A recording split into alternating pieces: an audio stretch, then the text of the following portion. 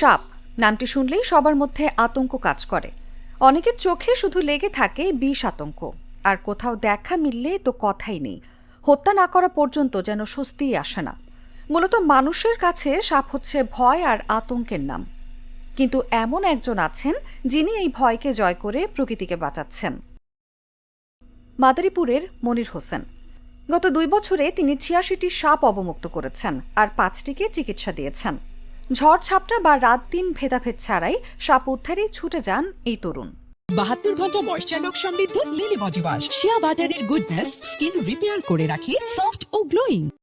যদি কোনো সাপ আহত হয়, স্থানীয়দের সাহায্যে বা বন বিভাগের পরামর্শে চিকিৎসা করা হয়।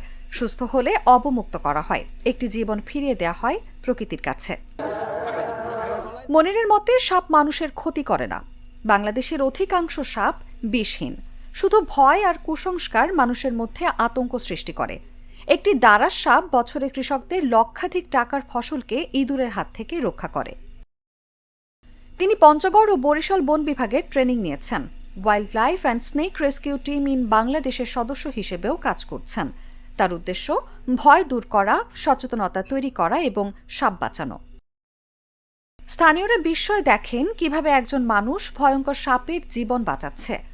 মনির বলেন, সাপকে মারলে নয়, বাঁচালে প্রকৃতিকে উপকার করা হয়। তাই মনির হোসেনের মিশন ভয়কে জয় করা, কুসংস্কার ভাঙা আর প্রকৃতির বন্ধুকে নিরাপদে ফিরিয়ে দেয়া। নিউজ ডেস্ক, জাগো নিউজ।